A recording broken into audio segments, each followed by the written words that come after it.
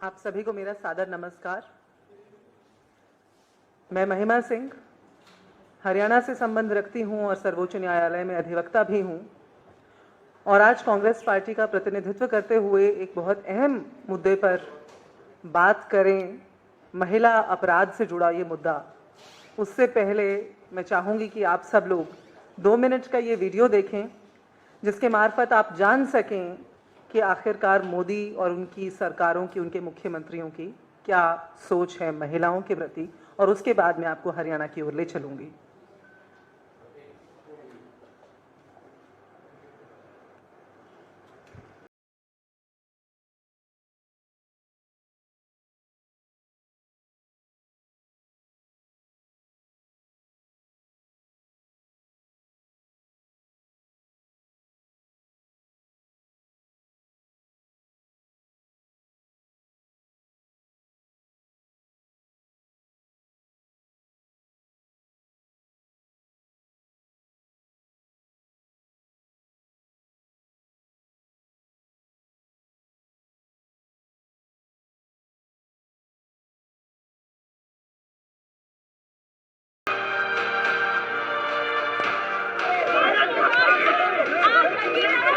Wrestlers Vinesh Fogart, Sakshi Malik and Bajrang Punia were detained along with other protesters after a scuffle broke out between protesters and police at Jantar Mantar today.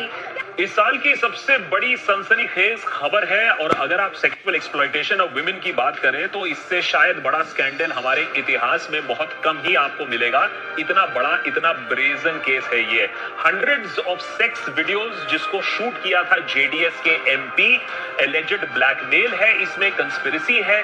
Lok Sabha candidate from हसनखुद और grandson of former prime minister HD Deve Gowda की बात हो रही है। यहाँ तो कोई रेवन्ना, कोई छोटे मोटे नेता नहीं है, बहुत ऊंचे खानदान से आते हैं, very well connected, very powerful. इतने पावरफुल कि प्रधानमंत्री नरेंद्र मोदी खुद इन्होंने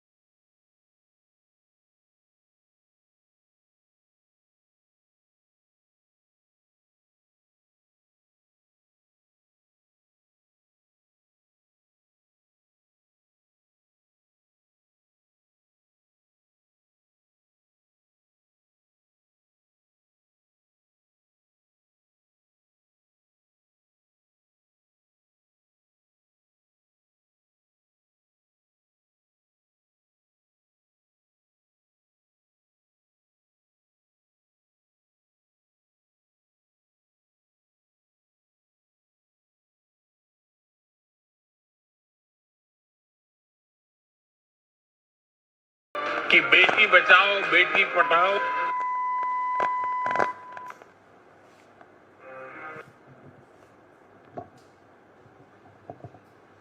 अभी आप लोगों ने ये जो वीडियो देखा, ये वीडियो पिछले चंद सालों में, 11 सालों की फहरिस्त तो और भी लंबी है, लेकिन पिछले कुछ ही सालों में महिला अपराधों के जो मामले सामने आए, जिसमें भाजपा द्वारा महिला अपराधियों का संरक्षण हमने देखा, ये उसकी एक कड़ी थी। और इस कड़ी में जो सबसे ताज़ा तरीन मामला हरियाणा से अब हमारे सामने है, उस पर बात करूं उससे पहले जो अंत में आपने सुना कि प्रधानमंत्री के मुंह से एक गलती हो जाती है, उनके मुखारविंद से बेटी बचाओ बेटी पढ़ाओ की जगह बेटी बचाओ बेटी पढ़ाओ निकल जाता है, लेकिन उनकी ओर से कोई पश्चाताप, कोई मुआफ़ी हमें सुनाई नहीं देती, और वो उसके बाद भी अपना भाषण जारी रखते हैं। इससे ये तो साफ है कि प्रत्यक्ष को प्रमाण क्या, भाजपा की मानसिकता, भाजपा की महिलाओं के प्रति सोच हम सबके सामने प्रत्यक्ष है। ये तो जाहिर है कि जैसा राजा वैसी प्रजा, जैसा राजा वैसे ही उसके प्रतिनिधि भी होंगे। जब हमारे प्रधानमंत्री इस तरह की बात कर सकते हैं, तो उनकी जो विभिन्न राज्यों में सरकारें हैं, वहाँ जो उनके पैरोकार हैं, जो न्याय के पैरोकार हैं, उनमें भी आपको यही छवि देखने को मिलेगी। और आज हम जिस मामले पर बात करने जा रहे हैं वो बहुत गंभीर मामला हरियाणा के अंदर जो हाल ही में घट रहा है कि विकास बराला नाम के एक व्यक्ति जो राज्यसभा सांसद के सुभाष बराला के बेटे हैं और उन्हें एक लॉ ऑफिसर के तौर पर नियुक्त किया गया, उस पर बात करते हुए मार्टिन लूथर किंग जूनियर की वो पंक्तियां याद आती हैं कि अन्याय कहीं भी हो, न्याय के लिए हर जगह खतरा बना रहता है। न्यायमूर्ति जिसे हम सब अक्सर देखते हैं न्यायालयों में, न्यायमूर्ति के हाथ में एक तराजू रहता है। वो न्याय का तराजू जिसके दोनों पलड़े वादी और प्रतिवादी हैं। जब कोई अपराध होता है तो वो पूरे समाज के खिलाफ अपराध होता है, इसीलिए मामले का जो टाइटल होता है वो होता है state versus so and so, राज्य बनाम। तो ऐसे में जो राज्य, एक तरफ इंसाफ के तराजू पर राज्य है और एक तरफ जनता है, उस मामले जिसकी हम आज बात कर रहे हैं, विकास बराला का जो मामला है, 2017 की उस रात को अगर हम याद करें, 3 और 4 अगस्त के बीच की जो मध्य रात्रि थी, उस दिन संक्षिप्त में अगर मैं कहूं तो उस दिन जो घटा, मौकाए वारदात पर पुलिस पहुंची और पुलिस ने पहुंच करके वहां से सुभाष बराला के बेटे विकास बराला को गिरफ्तार किया नशे की हालत में गाड़ी चलाते हुए, एक लड़की की गाड़ी का पीछा करते हुए जिसने फोन करके इत्तला की और मदद की गुहार लगाई, तो तुरंत पुलिस ने, जिस काम के लिए पुलिस तैनात रहती है वो काम करने अपनी कर्तव्य परायणता के साथ तुरंत पहुंच गई पुलिस वहां पर, और पहुंचते ही उस शख्स को वहां से गिरफ्तार कर लिया। अगली सुबह पुलिस के ऊपर दबाव बनाया जाने लगा। पता चला कि साहबजादे तो सुभाष बराला जी, जो कि तत्कालीन भाजपा के अध्यक्ष थे हरियाणा में, उनके सुपुत्र हैं। ऐसे में पुलिस को उन्हें रिहा करना पड़ा। उस समय ये भी याद रहे कि ये विकास बराला नाम के जो व्यक्ति हैं, ये उस समय अपनी लॉ की पढ़ाई कुरुक्षेत्र विश्वविद्यालय से कर रहे थे। लेकिन पीड़िता यदि कोई आम लड़की होती तो हो सकता है कठुआ, उन्नाव, हाथरस की पीड़िताओं जैसा उसकी किस्मत होती, लेकिन बदकिस्मती विकास बराला की कि वो एक IAS ऑफिसर की बेटी निकली और मामला रफा दफा न हो सका। तत्कालीन IAS ऑफिसर VS कुंडू की बेटी, जो कि इस मामले में पीड़िता थी, उन्होंने हार नहीं मानी और वो डटी रही, और इसीलिए उस समय IPC की धारा 354D, 341, 365, 511 व 34 के तहत, जिसमें drink and drive, attempt to kidnap, attempt to abduct, ये सारी धाराएं शामिल हैं, इसके तहत मुकदमा दर्ज हुआ। 3 बार जमानत की अर्जी लगाई गई विकास बराला के द्वारा, तीनों बार खारिज कर दी गई। अंततः 11 जनवरी 2018 को ये गौर करने की बात है कि पंजाब हरियाणा हाई कोर्ट की जज माननीय जस्टिस लीजा गिल की कोर्ट द्वारा अंततः बेल दे दी गई, जिसमें उन्होंने लिखा अपने उस जजमेंट को, अगर आप पढ़ें तो जस्टिस लीजा गिल लिखती हैं कि प्रोसिक्यूशन की 36 गवाहियां होनी हैं, 36 गवाहों की गवाहियां अभी बाकी हैं, लंबे समय में जाकर के ये होंगी, क्योंकि आरोपी पर पहले कोई मुकदमा नहीं है, यानी विकास बराला पर पहले कोई मुकदमा नहीं है, और क्योंकि उसके न्याय प्रक्रिया से भागने की कोई आशंका भी नहीं है, इसलिए ये जमानत दी जा रही है। इस जजमेंट को पढ़ने से ये तो साफ हो गया, इसमें ये कहीं नहीं लिखा गया, जैसा अमूमन, वकील हूं और इसलिए कह सकती हूं कि अमूमन ये लिखा जाता है that the counsel for defendant vehemently opposed the bail, vehemently opposed the counsel for petitioners contentions, के जो याचिकाकर्ता हैं उनके द्वारा लगाई गई गुहार का पुरजोर तरीके से विरोध किया प्रोसिक्यूशन ने। लेकिन इसमें ऐसा कहीं देखने को नहीं मिलता। तो साफ सी बात है कि जो सरकारी वकील वहां खड़े थे, जो कि एडवोकेट जनरल के ऑफिस के ही प्रतिनिधि होते हैं, उन्होंने जो प्रतिनिधित्व वहां करना चाहिए था हरियाणा की एक बेटी का, वो नहीं किया। इस बीच 8 साल बीत गए। इन 8 सालों में विकास बराला की कानून की डिग्री पूरी हो गई, वो एडवोकेट बन गए, प्रैक्टिस करने लगे। इस साल जनवरी से फरवरी के बीच में, जनवरी से फरवरी 2025 के बीच में 100 रिक्त पदों की पूर्ति के लिए एडवोकेट जनरल ऑफ हरियाणा के एडवोकेट जनरल द्वारा 100 रिक्त पदों की पूर्ति के लिए विज्ञापन जारी किया गया, और जनवरी से फरवरी के बीच में 3000 अर्जियां, ये गौर कीजिएगा कि 3000 अर्जियां उन 100 पदों के लिए आई, जो कि जाहिर सी बात है हरियाणा के एक से एक काबिल वकील थे, महिलाएं भी थी, पुरुष भी थे, तमाम श्रेणियों से आने वाले लोग थे। इन 3000 वकीलों ने additional AG, senior DAG, DAG, double एजी, असिस्टेंट एडवोकेट जनरल लगने के लिए ये अपनी अर्जियां दी। लेकिन जब लिस्ट सामने आई 18 जुलाई को, हमारे सामने जब ये लिस्ट जारी हुई जिसमें 95 नियुक्तियां की गई थी, एडवोकेट जनरल हरियाणा के हैं परविंदर सिंह चौहान जी, उनके द्वारा जब हमने देखा कि 95 लोगों की नियुक्तियां की गई, लेकिन इसमें से ये क्या कि ज्यादातर जो लोग हैं वो या तो कोई भाजपा का नेता है, या भाजपा के किसी नेता का बेटा या बेटी है, या किसी जज का कोई रिश्तेदार है, या कोई पूर्व चीफ सेक्रेटरी है। ऐसे में बहुत हैरत हुई, लोग गौर से उस लिस्ट को देखने लगे और एक ही बार देखते ही समझ आया कि हरियाणा के 3000 काबिल वकीलों में से चुने गए इन 95 बेहतरीन अधिवक्ताओं में से एक तरफ विकास बराला हैं तो दूसरी तरफ एक अनुपाल नाम की व्यक्ति भी इसमें शामिल हैं। अनुपाल जस्टिस लीजा गिल की छोटी बहन है और मैंने अभी आपको बताया कि जस्टिस लीजा गिल ने ही विकास बराला की तीसरी या चौथी जो बेल की एप्लीकेशन थी, बेल की अर्जी थी, उसे मंजूरी दी थी और उन्हें बेल पर रिहा किया था। अगस्त 2017 में अरेस्ट हुए थे, जनवरी 2018 में बेल मिली और वो जस्टिस लीजा गिल द्वारा दी गई और उनकी छोटी बहन अनुपाल का नाम इसी लिस्ट, इस 95 लोगों की लिस्ट में, जहां एक तरफ विकास बराला है वहां दूसरी तरफ अनुपाल भी हैं जो कि जस्टिस लीजा गिल की छोटी बहन है। तो ऐसे में एजी ऑफिस की जो नियुक्तियां की जाती हैं उनके मापदंड ऑनलाइन अवेलेबल हैं, कोई भी देख सकता है जाकर के। ये जो मापदंड होते हैं, जो सिलेक्शन क्राइटेरिया है, वो सार्वजनिक है मोटे तौर पर और उसमें यह स्पष्ट हो जाता है कि यदि कोई भी अभियुक्त है किसी भी अपराध में, मॉरल टर्पिट्यूड में कन्विक्टेड है, अभियुक्त है, तो ऐसे में उस व्यक्ति को इसमें न नियुक्ति दी जा सकती है। और एडवोकेट्स एक्ट के धारा 25D और 35 के मुताबिक ऐसे व्यक्ति को हमारे देश में कानून की जो प्रैक्टिस है, एडवोकेट बनने का, वकील बनने का, वकालत बनने का भी अधिकार नहीं है। लेकिन यहां जिस व्यक्ति की बात हो रही है, ये तो ठीक है कि क्लियर सिलेक्शन क्राइटेरिया है, लेकिन यहां जिस व्यक्ति की बात हो रही है, उस व्यक्ति को आधी रात को नशे की हालत में अपने एक दोस्त के साथ गाड़ी में एक आईएएस की सुपुत्री, एक लड़की, एक हरियाणा की बेटी की गाड़ी का पीछा करते हुए मौका वारदात से पुलिस ने पकड़ा और कानून की किताबों में एक शब्द होता है प्राइमा फेसाए, यानी प्रत्यक्ष रूप से दिखाई देता है कि अपराध हुआ। एफआईआर पुलिस ने मौका वारदात पर अपराधी को वहीं से गिरफ्तार करके लिखी और बाद में यह पाया गया कि वो ड्रिंक एंड ड्राइव भी कर रहा था। तो ऐसे में ये देखा जाना चाहिए कि सर्वोच्च न्यायालय ने बार बार, एक मामले में नहीं, एक के बाद एक कई मामलों में मॉरल टर्पिट्यूड को परिभाषित किया है और ये बताया है कि जो वकालत है वो एक बहुत ही नोबल प्रोफेशन है, वो एक बहुत ही नेक पेशा है और ऐसे पेशे में, ऐसे प्रोफेशन में ऐसे किसी व्यक्ति की कोई जगह नहीं है जिसके नैतिकता पर सवाल उठाया जा सकता हो।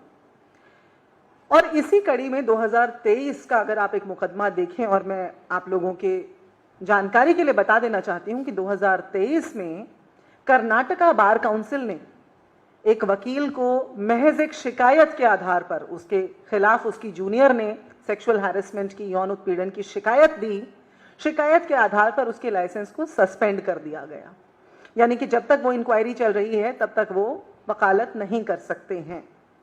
तो इसलिए मॉरल टर्पिट्यूड पर हमारे कानून की जो स्थिति है वो बहुत स्पष्ट है।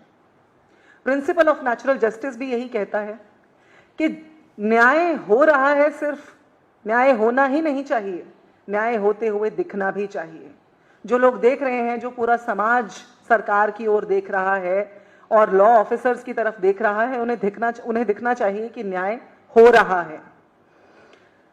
तो ये जो सूची जिसका जिक्र हम आप लोगों से कर रहे हैं, जो कई ऑनलाइन प्लेटफॉर्म्स पर अवेलेबल है, अब तो तमाम अखबारों में छप भी चुकी है, इस सिफारिश से लबरेज सूची जिसमें बेल देने वाली जस्टिस लीजा गिल की छोटी बहन का नाम, अनुपाल का नाम, और बेल पाने वाले आरोपी विकास बराला का नाम एक ही कलम से, एक ही स्याही से लिखा गया, उसे देख के आज हरियाणा की जनता और हरियाणा के साथ साथ इस देश के करोड़ों नागरिक जो न्याय प्रणाली में आस्था रखते हैं, विश्वास रखते हैं, वो ये सवाल पूछना चाहते हैं कि आखिरकार उनके टैक्स के पैसे से भाजपा ये अपराध की खेती ही करती रहेगी क्या? जो हमने आपको एक रिपोर्ट कार्ड भी दिखाया और उसी कड़ी में 3000 अर्जियों में से जो 95 नाम मिले, उसमें से 2 नाम, क्या ये महज इत्तेफाक है?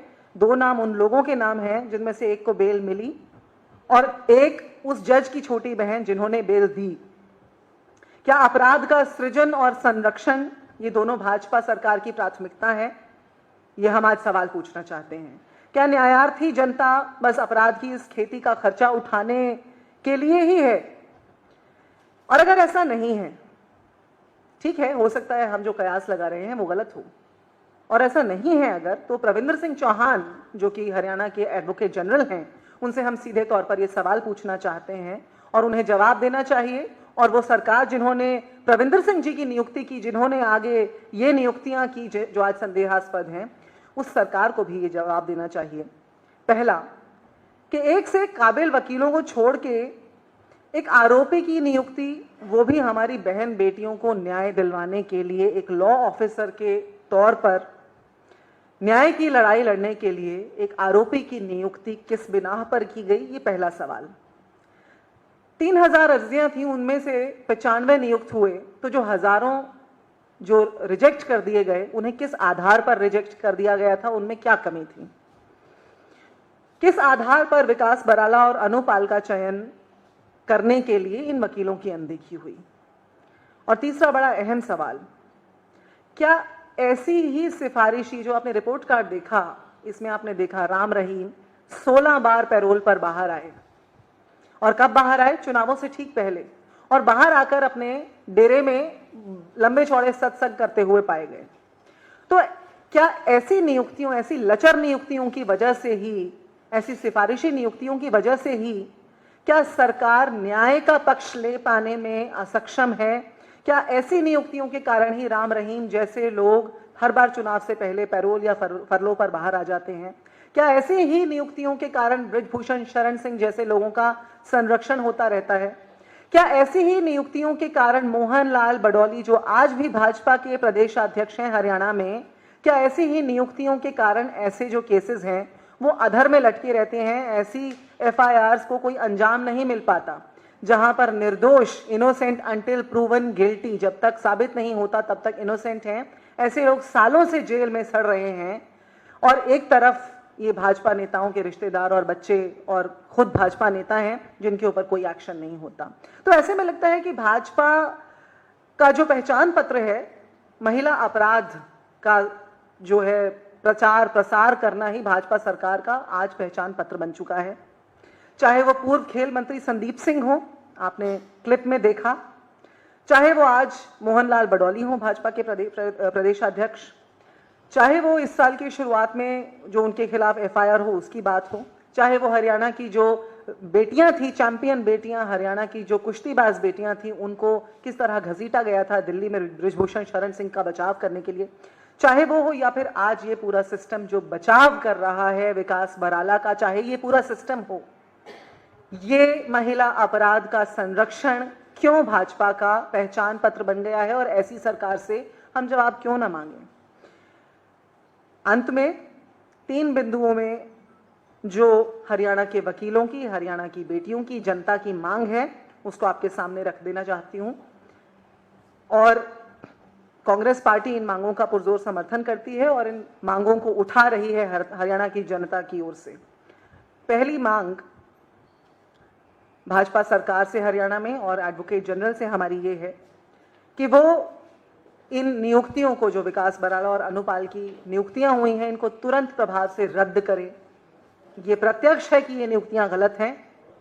बेल देने वाले जज की बहन और जिसे बेल दी गई, उनकी नियुक्तियां तुरंत प्रभाव से एडवोकेट जनरल रिजेक्ट करे, रद्द करे। नंबर 2, चयन प्रक्रिया के उन बिंदुओं को, उस क्राइटेरिया को सार्वजनिक करें जिसके आधार पर हजारों वकीलों को तो रिजेक्ट किया गया, लेकिन विकास बराला जैसे लोगों को, भाजपा के पंजाब के पूर्व चीफ सेक्रेटरी हैं, ऐसे लोगों को, भाजपा नेताओं को जगह दी गई इस लिस्ट में, वो किस आधार पर दी गई, उस आधार को सार्वजनिक कर दें। और नंबर 3, बहुत अहम, एडवोकेट जनरल द्वारा न्याय हित में ये बताया जाए कि विकास बराला मामले को प्राथमिकता देने के लिए और उसमें शीघ्र न्याय की प्रक्रिया को सही ढंग से करवाने के लिए वो क्या कदम उठाए हैं उन्होंने आज तक, और आने वाले समय में हरियाणा की इस बेटी के लिए जिसके साथ विकास बराला ने बदसलूकी की और मौके से गिरफ्तार हुए, आने वाले समय में उसको शीघ्रता से न्याय की ओर ले जाने के लिए एडवोकेट जनरल क्या कदम उठाने वाले हैं, इसका स्पष्टीकरण हरियाणा की जनता को दें। सत्यमेव जयते। अंग्रेजी में संक्षिप्त में इस बात को मैं आप सबके सामने रख देना चाहती हूं। Martin Luther King Jr. has said, injustice anywhere is a threat to justice everywhere. When a crime happens against the entire society, which is why the government stands guard to the cause of justice. On the intervening night of 3rd and 4th of August of 2017, a heinous crime was prevented by the prompt action of Chandigarh police because a girl in need had called them and they came on the spot only to arrest a boy along with another of his friend. The boy was on the spot arrested in a state of drunkenness. He was driving in a drunken state. Next morning it turned out that he was the son of the then Haryana BJP president, Subhash Barala's son. Hence, under political pressure, he had to be enlarged on bail. Thereafter, it turned out that the prosecutrix was none other but a daughter of a serving IS officer at that point in time. Hence, her fate was prevented to end up from ending up like those of the victims of Kathua, Unnao and Hathras. So therefore, an FIR was registered under sections 354D, 341, 365, 511 and 34. Many attempts were made by Vikas Barala to be enlarged on bail. He applied for bail multiple times. Every time the bail was rejected. But finally the bail was granted on the 11th of January 2018.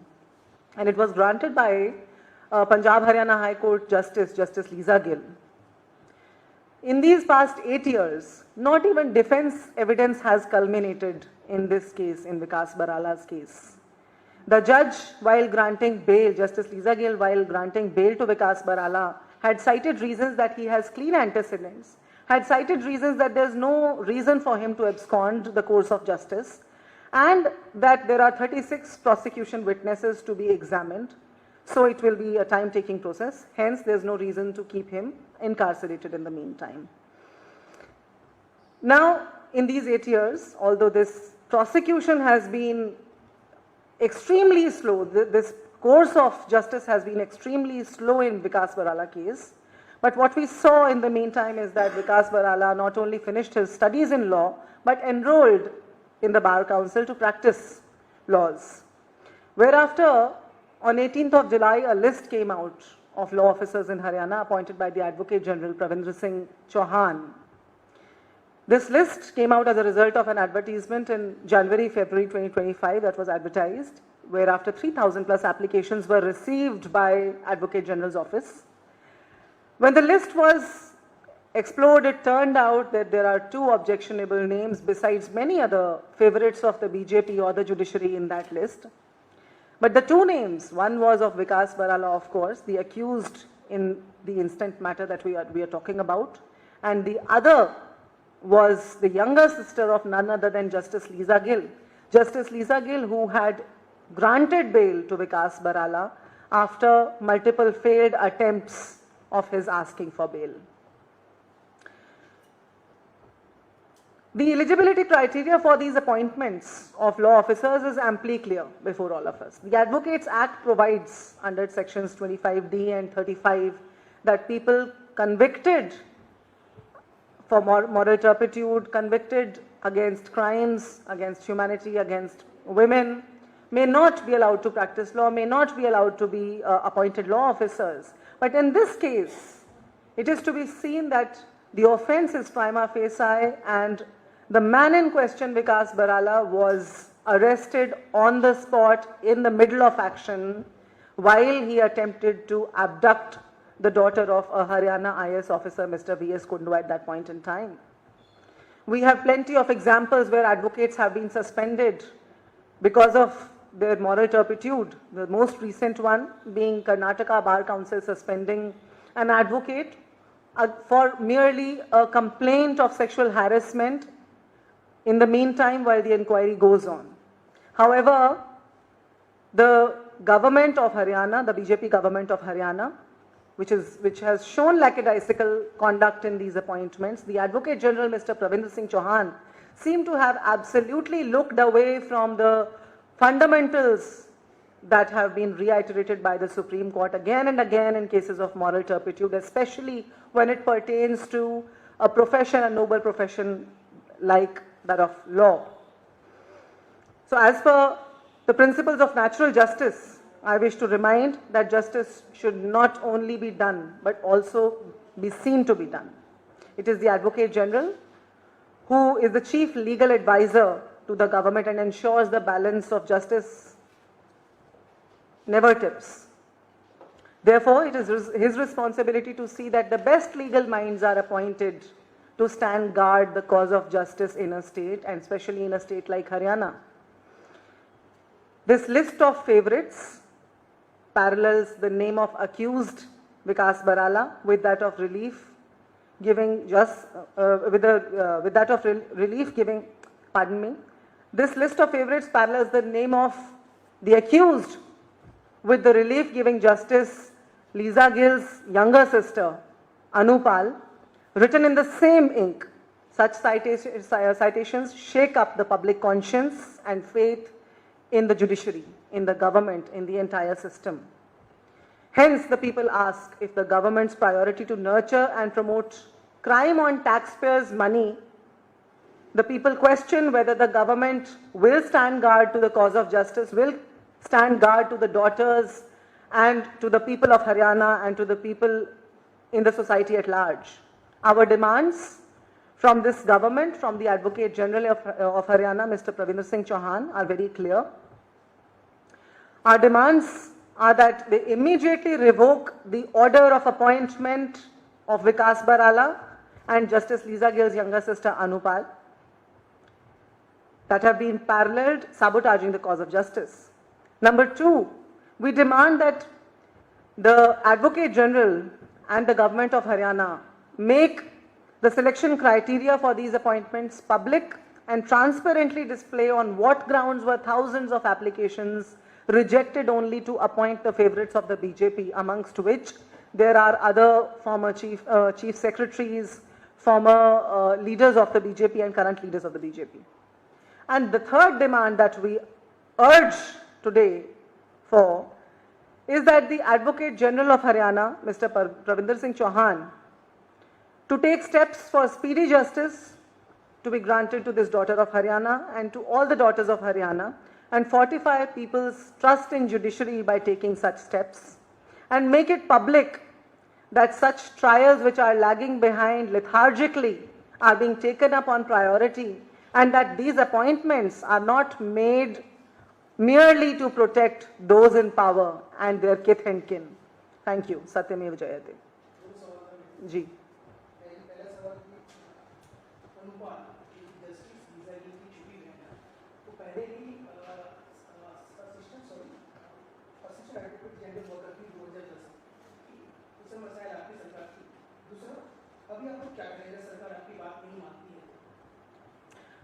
अगर सरकार नहीं बात मानती है, आपके दूसरे सवाल पे पहले आती हूँ, अगर सरकार बात नहीं मानती है तो वो हमारी बात नहीं मानती ऐसा नहीं होगा।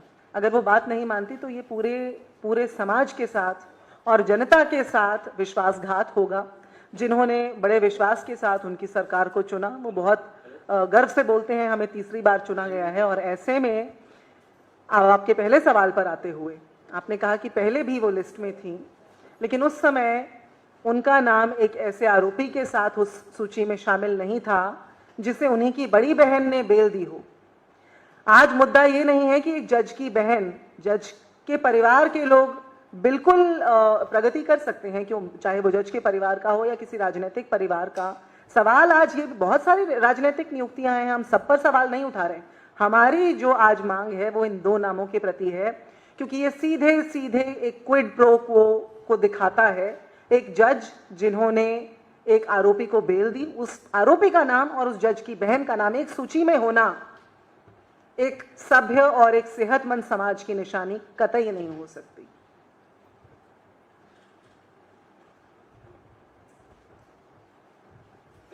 धन्यवाद।